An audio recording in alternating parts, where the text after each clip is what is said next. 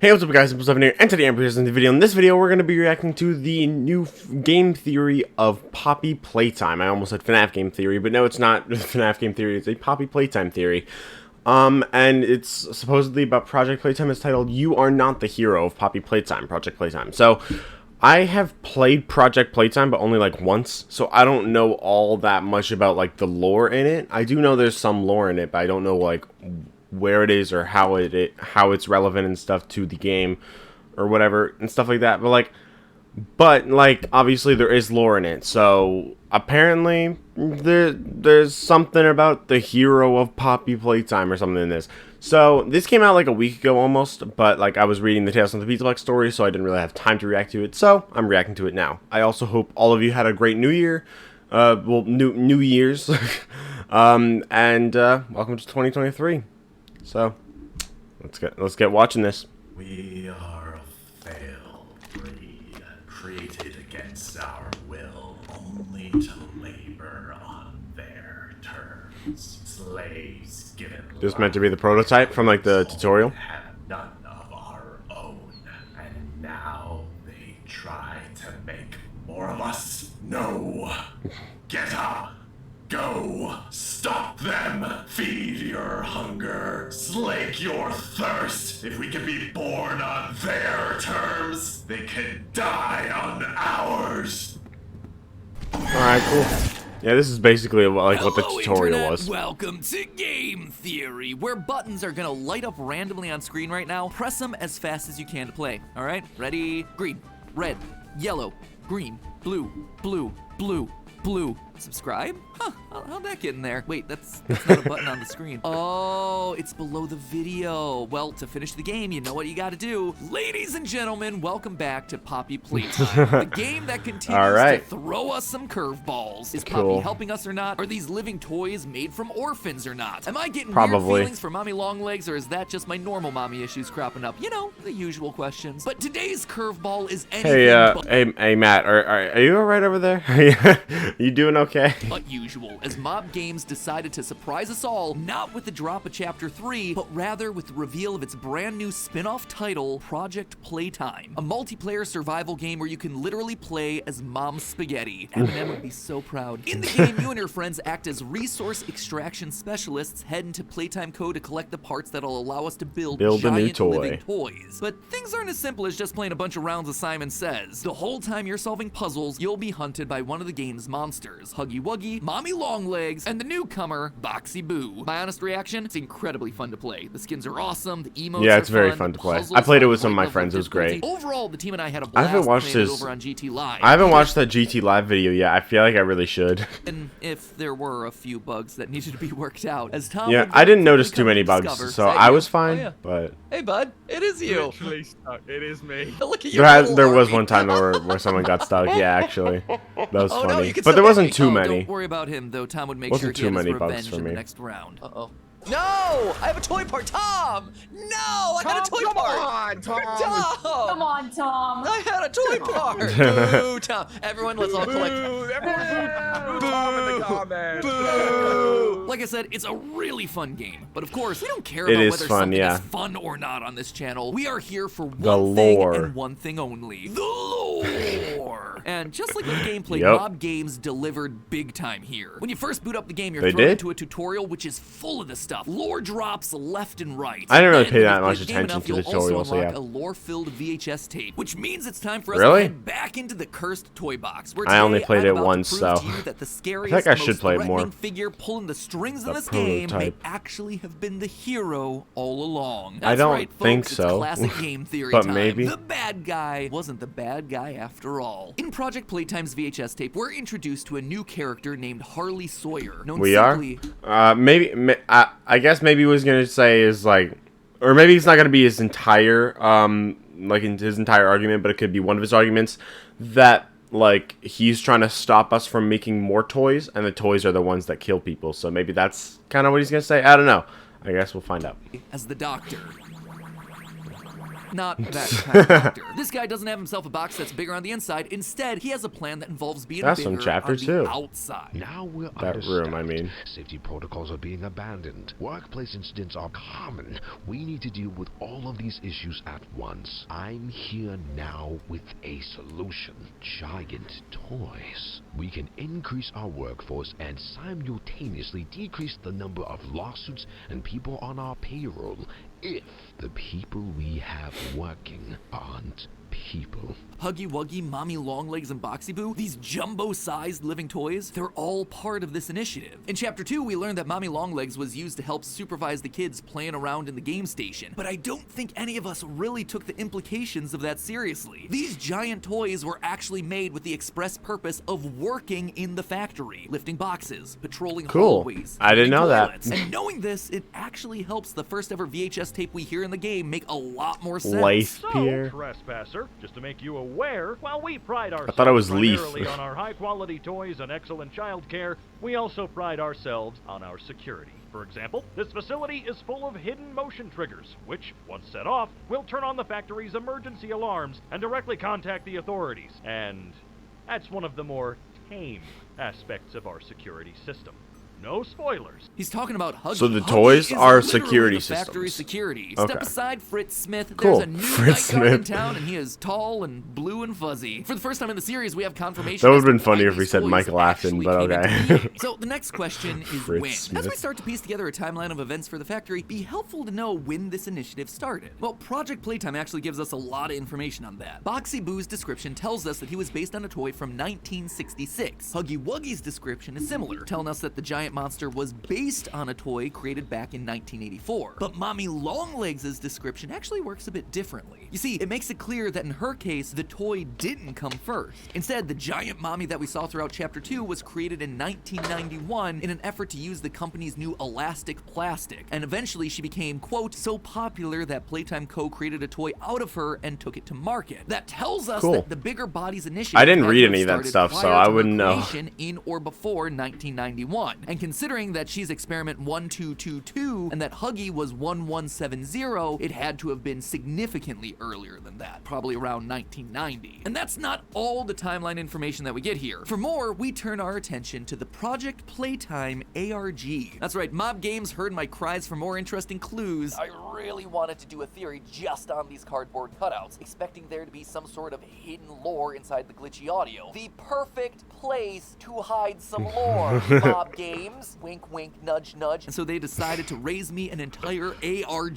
The ARG There's an itself is ARG. actually super interesting and really complex. Unfortunately, most of it was teasing the new character for this game, Boxy Boo, and by the time we managed to solve it, the teaser was already out, and the game wasn't that far off either. Plus, the ARG's now been wiped from the internet, so it doesn't really make sense for us to cover it anymore. But if you do want to see the ins and outs of it, which are really cool, I highly recommend watching Sheep Rampage's video series on it. They were covering all the puzzles and solutions as they were happening in real time, so definitely worth a watch. It's a long series, but it's a good Goddamn. series. So, boom, to solve the Oh my afternoon God. of entertainment. Today, though, we're just going to be focusing on the details that matter for us moving forward. During the ARG, we I didn't know that though. character named I don't even Rowan know there was Stoll, there was employee an that was initially ARG. concerned about Huggy Wuggy. I love Poppy Playtime, but I haven't kept up on it enough. I feel like I should pay more attention to it. being used to watch children. Hello, Mr. Pierre. I know you don't want to hear any more about this. I get it. Sounds like a bad joke, Huggy Wuggy staring at children. If some creep is hiding nanny cams in our mascot's eyeballs, then it's something that needs to be taken seriously. The next video we see of him, though, he's changed his tune. I just want to apologize. I was wrong. Nothing weird is going on here at all. Clearly, he figured out that something more sinister was going on, and that the living Huggy security system was a feature, not a bug. In that video, he tries to throw everyone off the scent that he knows anything. I'm not looking into it anymore. I mean, not that there was anything to look into. Smooth, Rowan. Very smooth. Clearly, Playtime's aware that he knows too much and wants to silence him. But Rowan hatches a plan. I think I'm gonna die. I had to pretend I'd seen nothing so the company would leave me alone. I've scheduled the company's the servers, the security to be shut down for 60 minutes of maintenance. While security is out, I'm gonna release everything and run. I think they're gonna kill me first. And sure enough, that's exactly what happens. Rowan goes down into the basement and stands face to face with Boxy Boo, who does what toys do best, eats him alive. Notice the dates on all of his videos though, 1991. So for Rowan to have seen a giant Huggy watching children and then get eaten by a giant Boxy Boo, it means the Bigger Bodies program was up and operational by March 30th, 1991. We can also add to the timeline when Project Playtime itself takes place. In Project Playtime, one of the toys that we're tasked with assembling is a large-scale boogie bot based on the game's NFTs. We know that the toy was made in 1993, meaning the company had to still be functional as a toy factory at least until then. Considering that this was their last major toy made though, we can assume that the place shut down shortly thereafter. We hear this event happening in Chapter 1 when the toys begin their rampage. Today's events are no doubt in relation to him. Most likely then, Project Playtime takes place sometime in the decade prior to Chapter 1, the time after everyone went missing, but before we return to the toy factory to explore its mysteries. Playtime Co. needed specialists to go into the factory on their behalf to allow them to continue the Bigger Bodies initiative, despite the monsters that are now roaming the hallways freely. But what's interesting is that up until now, we've assumed that these monsters are being driven purely by their hunger, but Project Playtime reveals that that's not the case. They are trying to build more toys, more like you. It has to be stopped. This mysterious voice is talking to Huggy, and presumably the other... I mean, they're still definitely motivated by their hunger. I guess it's just like, maybe the prototype is like, stop them from making toys, and then they're just like, I don't want to. Oh wait, I'm hungry. You know, because there is the line of they're just hungry in like the glitch text and stuff, and there's the thing about oh, Bunzo hasn't eaten in so long and stuff like that. So yeah, they're definitely still hungry, but maybe that's not. I guess yeah, that's not the only reason. It's just the question of why he doesn't want more like them, right? Because, like, why would you not want more like you?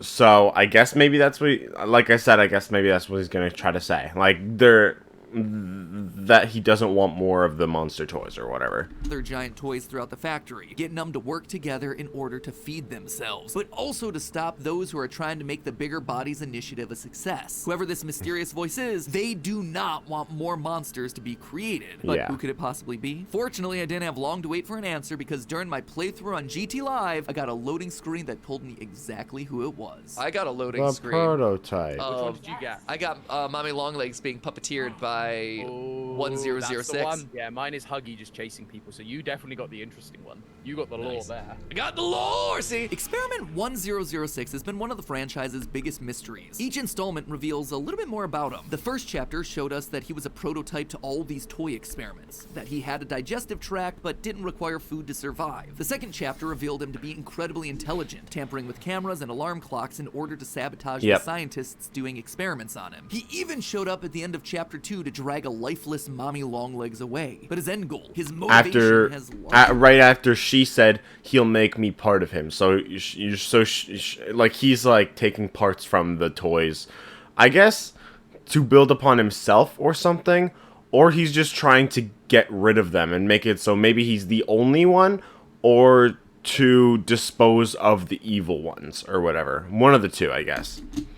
Been a mystery. Thanks to this tutorial, though, we now know what he wants. He's trying to stop the experiments. He's trying to stop people being used to make these toys. That's why he helped to release all the giant toys before the events of Project Playtime. Though still missing, today's events are no doubt in relation to him. His absence was a flaw in the scientific process. The giant toys are organized. They're working together. And it's because this one creation is able to psychically talk to them all. Again, this gives more clarity to something that we heard back in Chapter 1. Coordination and cooperation is evidently within his skill set. And while he doesn't want more toys to be made, he is taking care of all the monsters that already exist. The others are hungry. The others are starving. Get up. He's keeping them fed, he's keeping them alive, and most importantly, he's keeping them safe. These people didn't ask to be turned into toys. This isn't what they wanted. And while 1006 can't fix them, he can keep them alive. He has good intentions. Even though he's got himself a scary voice and a creepy metal claw hand, I think he's the good guy. He might actually be the hero of this story. And his heroism... I feel like it's probably more likely that he wants to build upon himself and just make it so that he's the only monster toy and he's the most powerful one. He could have good intentions, maybe, but I feel it's more so that just that he wants to be powerful. Isn't just limited to protecting the monsters. We know based on documents from Chapter 2 that he's also actively trying to save kids. One thing everyone put together fairly quickly after Chapter 2's release was the fact that Playtime Co. seemed to be testing children in order to put them into the perfect toy. Specifically, we see 2 documents outlining the performance of Michaela Hyssop as the researchers try to pair this girl with Candy Cats. But one of the things that all of us overlooked was how these performance assessments ended. Neither document is finished. Both of them trail off as the pen scribbles off the page. What's more, there's blood on the paper. It suggests that not just once, but twice, researchers were killed while testing Michaela. And Michaela actually sees it coming. At the end of both the documents, while undergoing the statues game, we read that Michaela is distracted by something else. Presumably, this is the giant monster that's coming to kill the researchers. This tells us then an important detail. The prototype is saving these kids as many times as it takes. Whether it was Mommy Longlegs coming in to kill the researchers or the prototype himself, we know that the prototype's behind it because he's the one puppeteering all the big monsters, and he has repeatedly stepped in to save the kids. I don't know about you, but that's... Or again, like, he's just trying to stop more monsters from being created. So, like, I keep saying the same thing, but I'm just trying to get my point across, that he's trying to make himself the only one, I think. I think that makes more sense. And like, since he has like the control over them, he can basically make them do whatever he wants. So he's basically the most powerful one. I feel like it's just like a power hunger kind of thing. Sounds like a good guy to me. And he's not only using the other monsters to save the kids, he's also using us. Remember that line I just showed you from the monster tutorial? Others are hungry, others are starving. Get up. Those last 2 words, don't they seem familiar? Yep, the death messages from both chapters almost always end with those exact words, get up, which then results in us respawning. Up until now, we've been under the impression that 2 people have been speaking to us through these death screens. The lowercase words that are far more motivating, like we're almost there or it's not over, being from Poppy, trying to get us to find her at the end of every chapter. And the second, uppercase words like innovation is key, thank you science, or he's loose, this is an emergency lockdown, being from either Elliot Ludwig or a scientist that was working on the project. But now, I don't think that's the case. Yes, there are 2 tones of messages, but almost all of them end with the exact same 2 words, get up. I think this is experiment 1006 trying to communicate with us. More lives are at risk than just yours. He's trying to get us to help the trapped souls inside the factory, the ones that he himself has spent so long protecting. Why is it speaking to us in 2 different voices? Simple reason could be that some of his lines are just him repeating back all the things he heard when he was first created. The prototype has saved us, isn't he wonderful? But there's actually another explanation. Think back to the end. I feel like that doesn't make as much sense, I'm not gonna lie.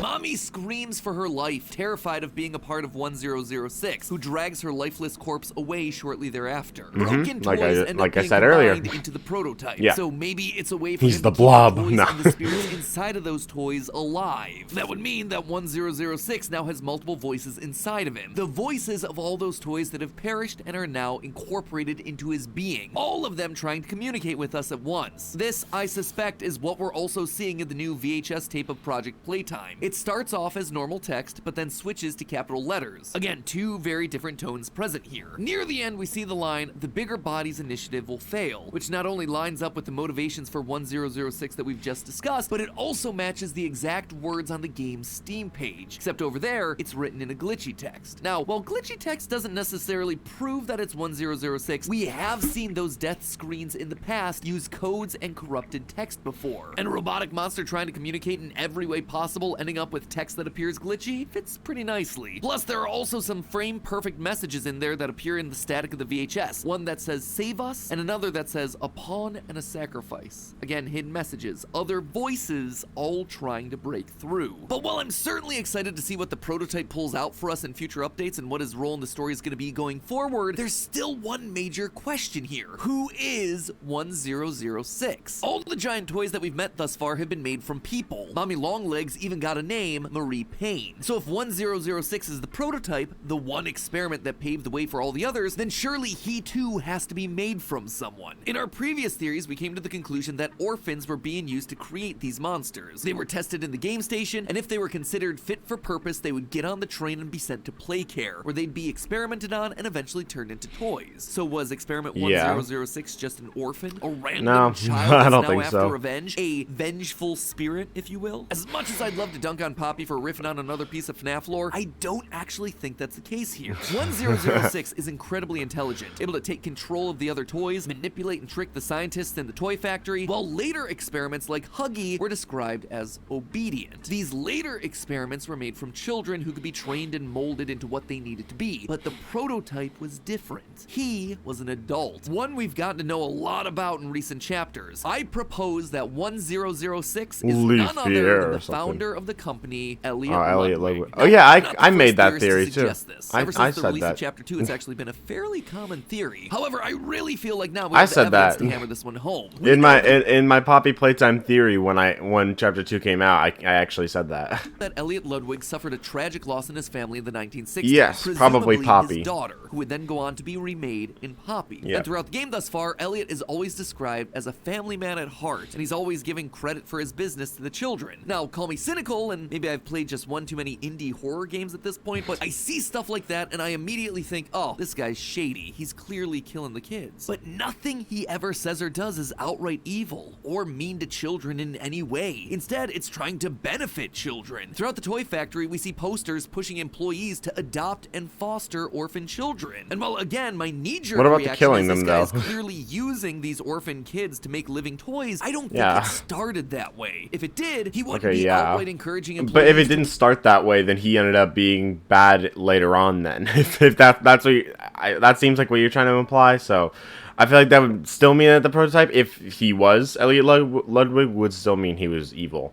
Adopt and foster children like we see in the posters. That would be taking test subjects, potential living toys, away from the factory. No, I believe that Elliot did indeed have the best interests of the kids at heart. It was this new character, the Doctor, who took things in a dark direction, and he was able to do it because Elliot was out of the picture. During the ARG leading up to Project Playtime, clue hunters found this memorandum from Rowan Stoll reminding employees about the need to keep quiet about confidential information. But in it, we get this line, quote, "Nobody cares about your safety and security more than us. And as our great founder Elliot Ludwig always said, Playtime Co. is my family, and family looks after one another." Notice the tense that the letter uses. It's freaking dumb. He is out of the picture by the time the whole Bigger Bodies initiative gets into full swing. So where did he go? In Chapter 2, there's a note on Elliot's desk about using poppy gel to bring dead rats back to life. That note is labeled Experiment 814. Almost 200 experiments prior to the prototype. Why would such an old note be sitting on his desk? We know at least another 400 experiments took place after this one. Yep. Surely memos about those later experiments would be at the top of the pile, but no, we find this old note. A note that, at the very end, mentions using larger subjects for the test. I think Elliot realized what was being proposed here and tried to shut the entire operation down. However, Harley, the doctor, was determined. My name is Harley Sawyer.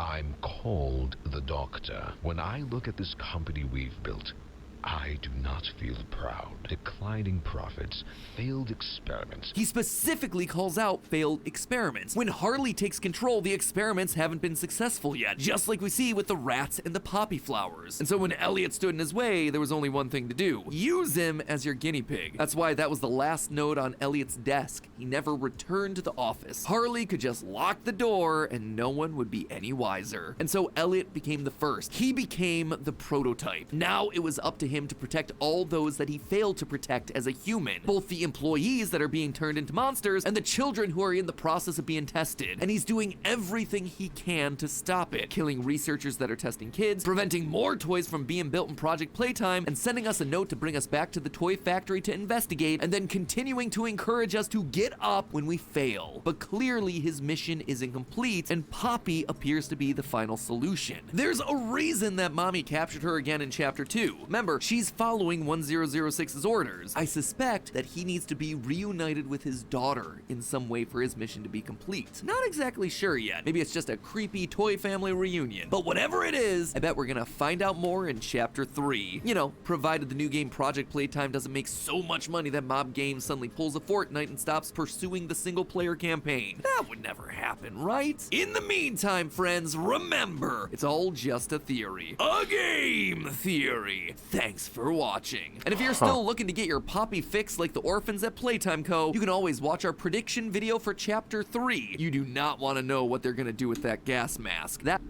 Yeah, alright. So, interesting theory. I think the last part was probably the most convincing part.